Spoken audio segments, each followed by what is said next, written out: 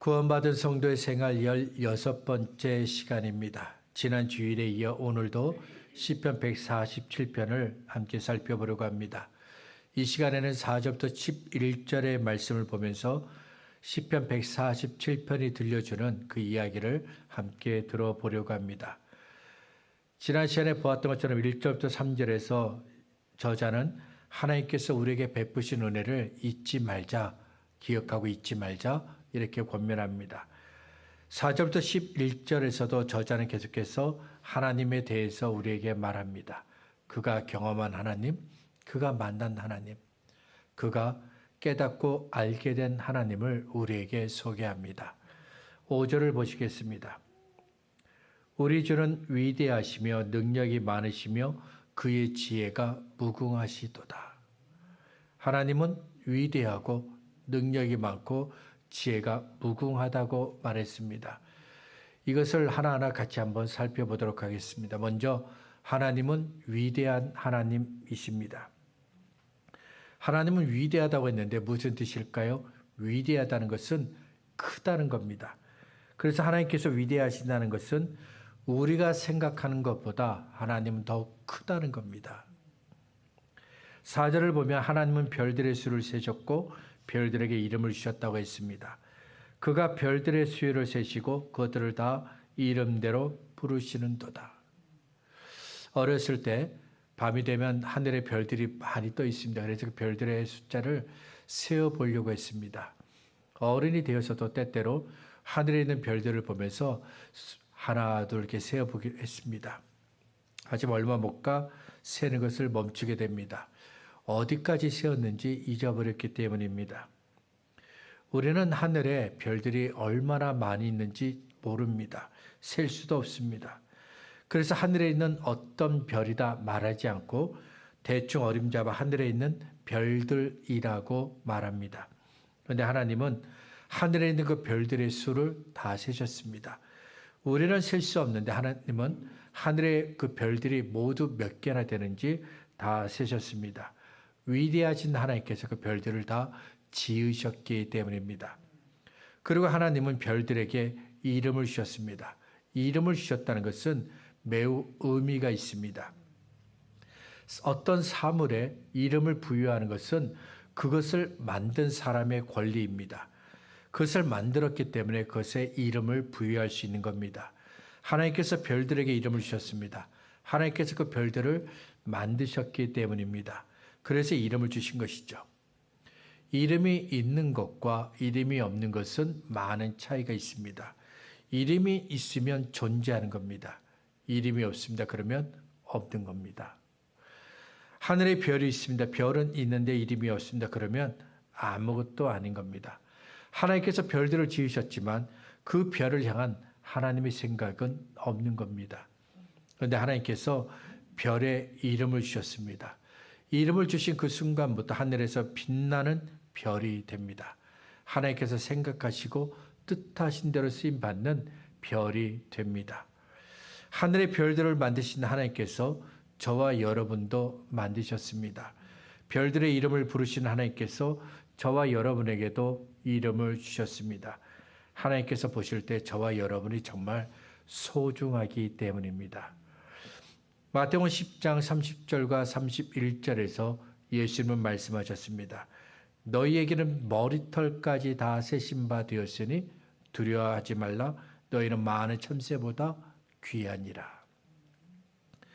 우리는 내가 나를 제일 잘 안다고 생각합니다. 하지만 나도 나를 잘 아는 것은 아닙니다. 다른 사람보다 내가 내 자신을 더 잘 알고 있는 것은 맞습니다. 그러나 내 안에 있는 모든 것들을 다 알고 있는 것은 아닙니다. 하나님은 우리에 관한 모든 것을 아십니다. 나보다 나를 더 잘 알고 계십니다. 하나님께서 저와 여러분을 만드셨기 때문입니다. 그래서 우리의 마음을 아십니다. 우리의 살아가는 시간들을 하나님은 다 알고 계십니다.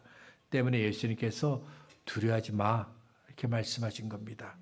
하나님이 다 알고 계시기 때문입니다. 하나님은 위대하십니다. 때문에 하나님은 하나님의 위대하심을 인정하고 그 앞에 엎드리는 사람을 그 엎드리는 겸손한 사람들을 붙잡아 주시고 그들을 높여 주십니다. 하지만 하나님의 위대하심을 거절하는 사람들은 하나님께서 그들을 낮아지게 하십니다. 겸손하다는 것은 하나님을 높이고 자신을 낮추는 겁니다. 그래서 겸손한 자는 나는 아무것도 아닙니다. 이렇게 생각하며 하나님의 도우심을 구합니다. 하나님의 은혜를 구합니다. 교만은 하나님을 거절합니다. 자기가 최고인 줄 알기 때문입니다. 그래서 교만한 자는 하나님의 자리를 뺏고 내가 그 자리에 앉으려고 합니다. 시편 1편 3절부터 6절은 겸손한 자와 교만한 자에게 어떤 일이 일어나는지 우리에게 말씀합니다. 그는 시냇가에 심은 나무가 철을 따라 열매를 맺으며 그 잎사귀가 마르지 아니한 같으니 그가 하는 모든 일이 다 형통하리로다. 악인들은 그렇지 아니하며 오직 바람에 나는 겨와 같도다. 그러므로 악인들은 심판을 견디지 못하며 죄인들이 의인들의 모임에 들지 못하리로다. 무릇 의인들의 길은 여호와께서 인정하시나 악인들의 길은 망하리로다. 하나님은 위대한 하나님을 경외하고 높이고 자신을 낮추는 겸손한 의인은 인정하십니다. 위대하신 하나님을 경외하는 사람들과 위대하신 하나님의 은혜를 구하는 사람들을 기뻐하십니다. 하지만 교만한 악인은 망합니다. 그들이 위대하신 하나님을 높이지 않았기 때문입니다. 두 번째는 하나님은 전능하다. 능력이 하나님이라는 겁니다.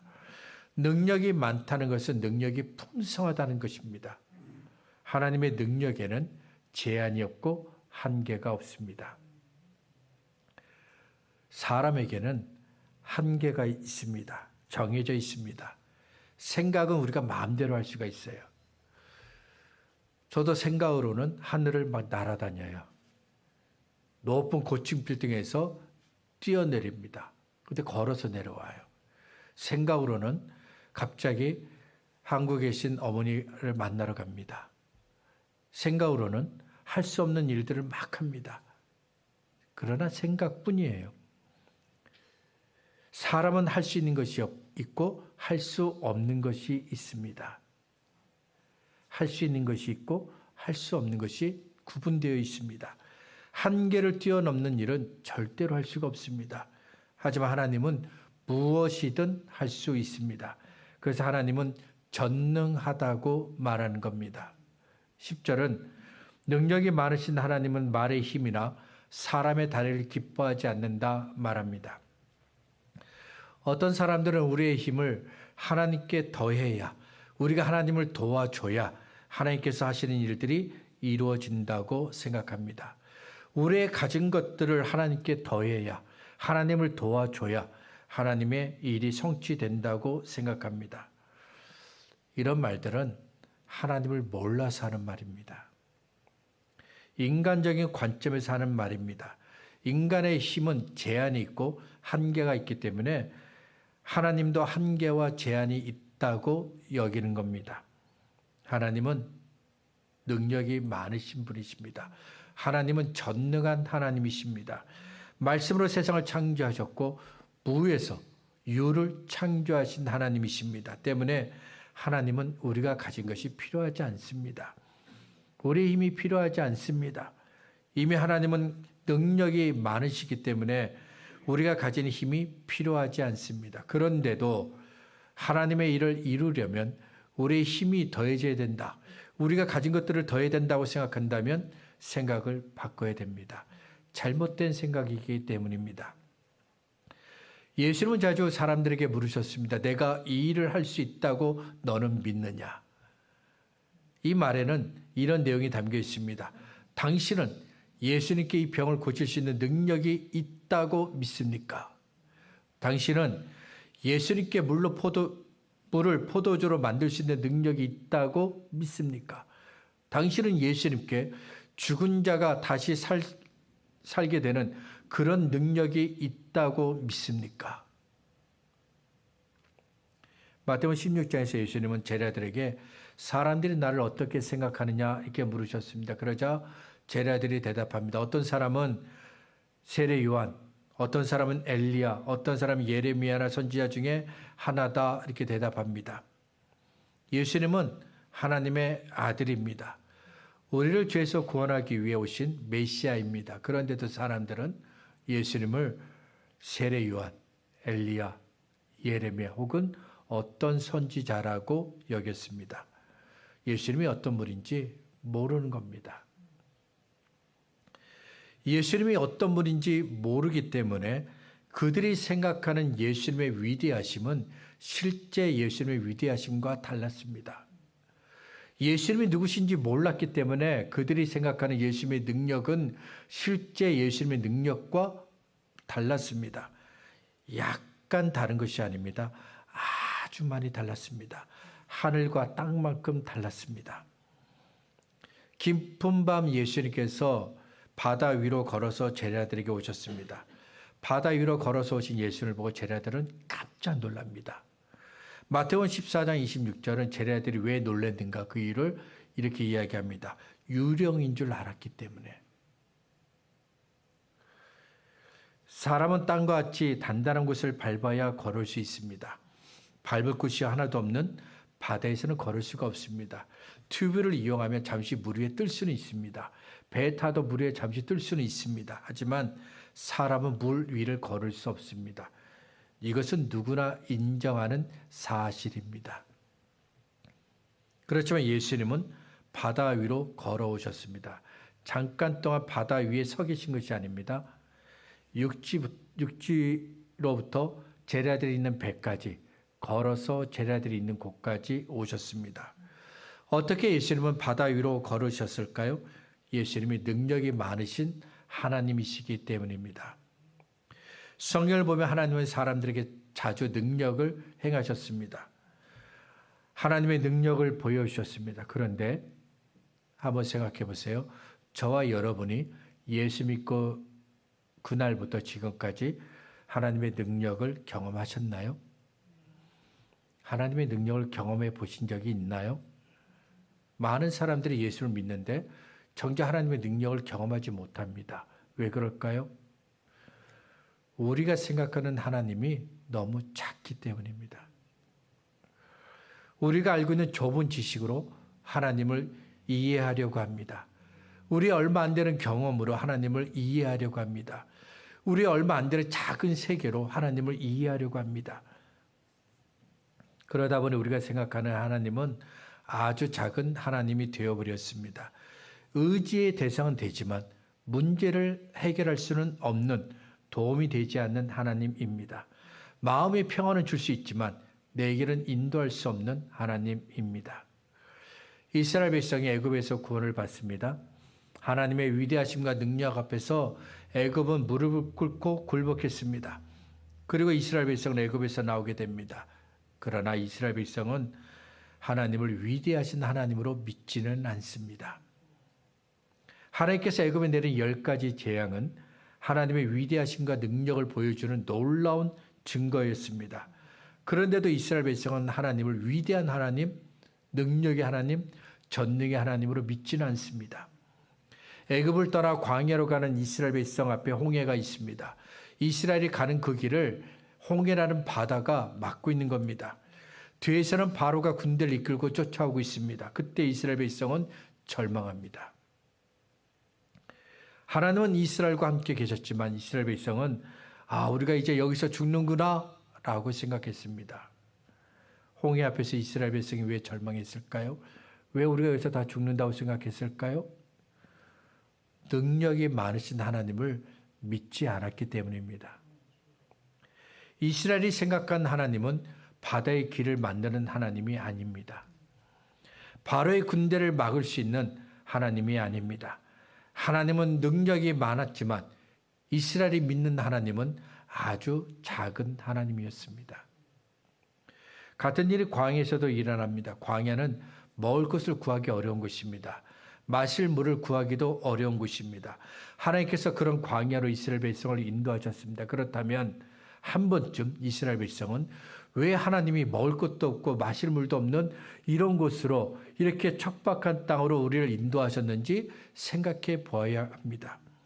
하지만 이스라엘 백성은 하나님께서 왜 그들을 광야라는 곳으로 아무것도 없는 땅으로 인도하셨는지 생각하지 않습니다.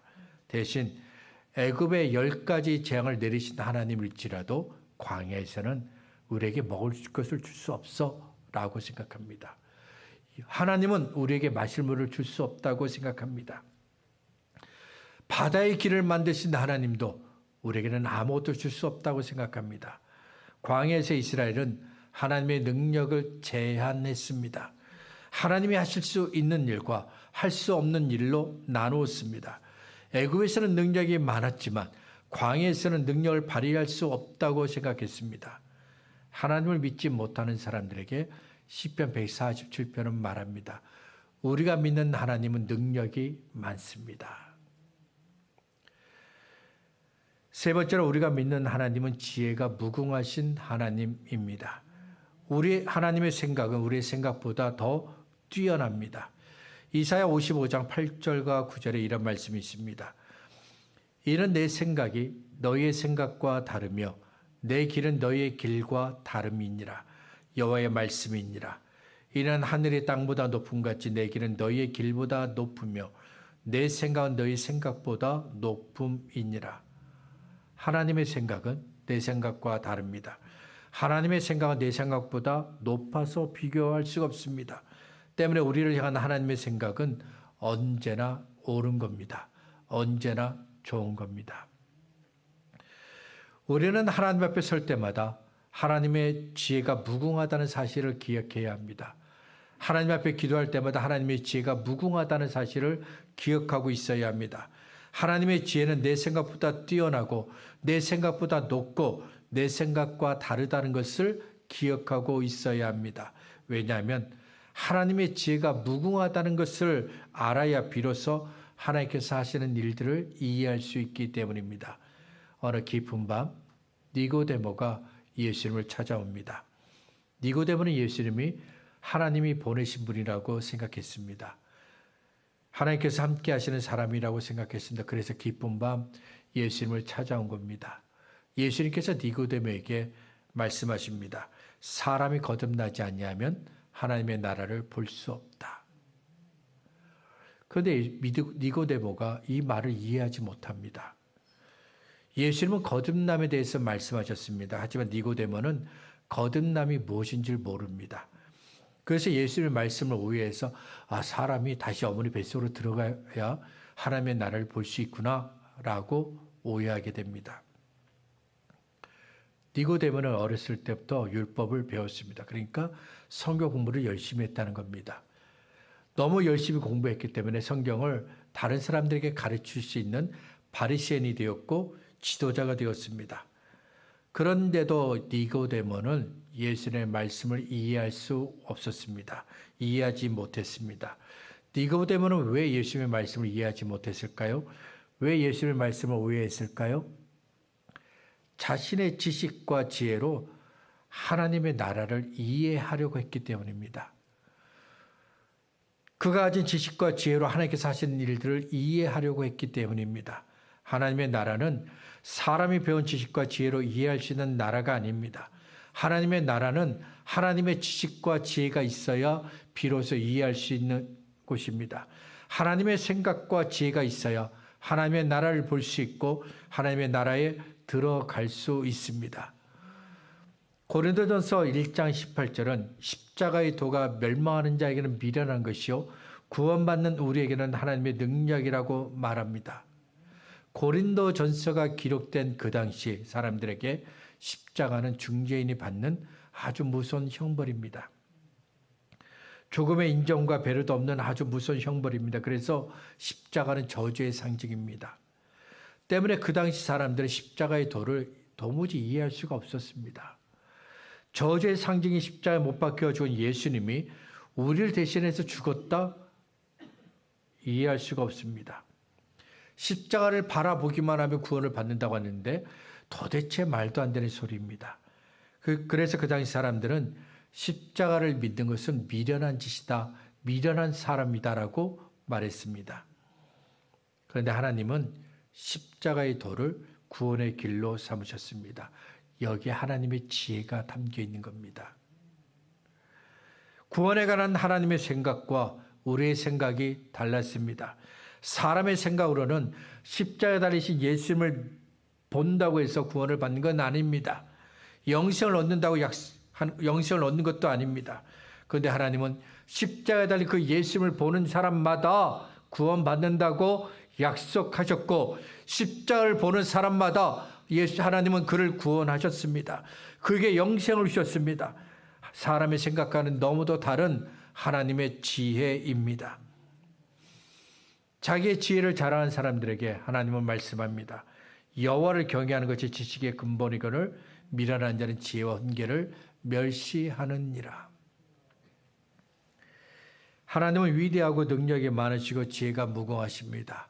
그 위대한 하나님, 그 능력이 많으신 하나님, 그 지혜가 무궁하신 하나님이 바로 저와 여러분을 도와주십니다. 8절과 9절은 하늘을 덮는 구름과 비를 통해 하나님이 우리를 어떻게 도와주시는지 말합니다. 그가 구름으로 하늘을 덮으시며 땅을 위하여 비를 준비하시며 산의 풀이 자라게 하시며 들짐승과 우는 까마귀 새끼에게 먹을 것을 주시는도다. 하나님께서 하늘에 구름을 준비하셨습니다. 하늘을 덮은 구름이 땅에 비를 내립니다. 그 비를 통해 들짐승들이 먹을 것을 공급받습니다. 어린 까마귀 새끼가 먹을 것을 공급받습니다. 우리는 땅에 자란 풀을 아무렇지도 않게 밟고 다니지만 우리가 밟고 있는 그 풀을 하나님께서 자라게 하신 겁니다. 이 내용이 마태복음 6장 26절부터 30절에 있습니다. 공중의 새를 보라. 심지도 않고 거두지도 않고 창고에 모아들이지도 아니하되 너희 하나님 하늘 아버지께서 기르시다니 너희는 이것들보다 귀하지 아니하냐. 너희 중에 누가 염려함으로 그 길을 한 자라도 더할 수 있겠느냐. 또 너희가 어찌 의복을 위하여 염려하느냐. 들의 백합화가 어떻게 자라는가 생각하여 보라. 수고도 아니하고 길쌈도 아니하느니라. 그러나 내가 너희에게 말하노니 솔로몬의 모든 영광으로도 입은 것이 이 꽃 하나만 갖지 못하였느니라.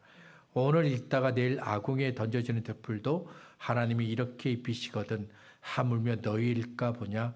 믿음이 적은 자들아. 예수님은 이 말씀을 통해 우리가 미처 알지 못한 것들을 알게 하십니다.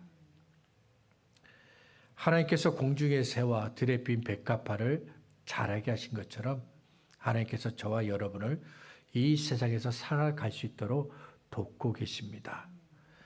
하나님께서 저와 여러분에게 베푸신 은혜는 공중의 새와 들에 핀 백합화보다 더 큽니다. 하나님은 지금도 우리를 위해 좋은 것들을 주고 계십니다. 하나님께서 우리를 도와주십니다. 우리에게 많은 것들이 부족하기 때문입니다. 만일 저와 여러분이 완벽하고 완전하다면 하나님은 우리를 돕지 않습니다. 우리도 하나님께 도움을 구하지 않습니다. 하지만 우리는 완벽하지도 않고 완전하지도 않습니다.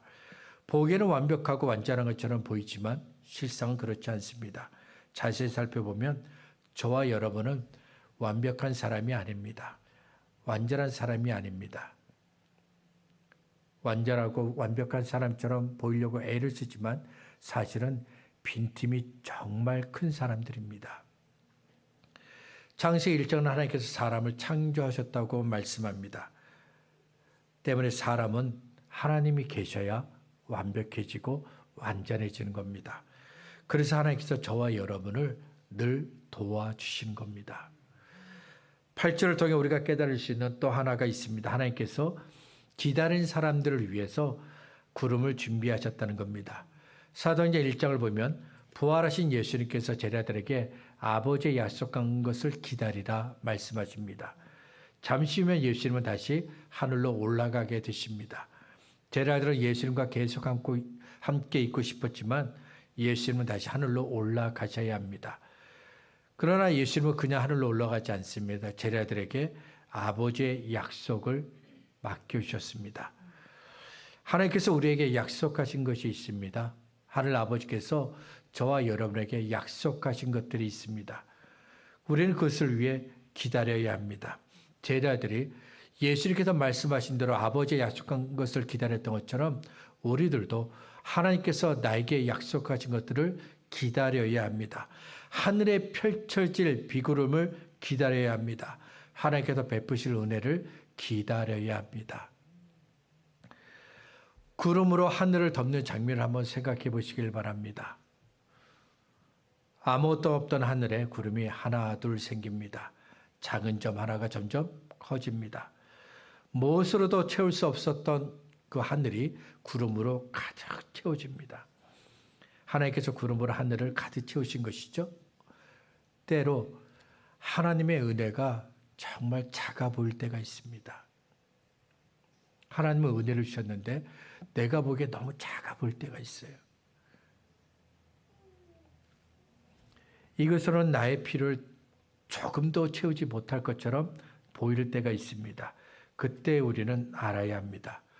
저와 여러분을 향한 하나님의 은혜는 결코 작지 않습니다. 저와 여러분을 향한 하나님의 은혜는 하늘을 가득 채울 정도로 언제나 큽니다. 그래서 에베소서 3장 18절부터 20절은 우리에게 하나님의 그 놀라운 것을 알라고 이야기합니다. 능히 모든 성도와 함께 지식에 넘치는 그리스도의 사랑을 알고 그 너비와 길이와 높이와 깊이가 어떠함을 깨달아 하나님의 모든 충만하신 것으로 너에게 충만하시기를 구하노라. 기억하시길 바랍니다. 저와 여러분을 향한 하나님의 사랑은 언제나 큽니다. 엄청납니다. 그 너비와 길이와 높이를 넓이를 알기를 바랍니다. 이제 말씀을 정리하겠습니다. 위대하시고 능력이 많으신 하나님께서 지혜가 무궁하신 하나님께서 저와 여러분을 도와주십니다. 저와 여러분을 돕기 위해 하늘의 비구름을 준비하셨습니다. 이 비구름은 모든 사람을 위한 것이 아닙니다. 기다린 사람을 위한 비구름입니다. 하나님을 더욱 의지하는 사람을 위해 준비하신 하나님의 선물입니다. 하나님을 더욱 의지하는 자를 위해 준비하신 그 하나님께서 준비한 그 비구름이 저와 여러분 위에 펼쳐져 있습니다. 하나님께서 약속하신 그 비구름을 기다리시길 바랍니다. 하나님의 은혜를 더욱 구하시길 바랍니다. 공중의 새와 들에 핀 이름 모를 풀조차도 살아계신 하나님께서 저와 여러분을 도와주십니다.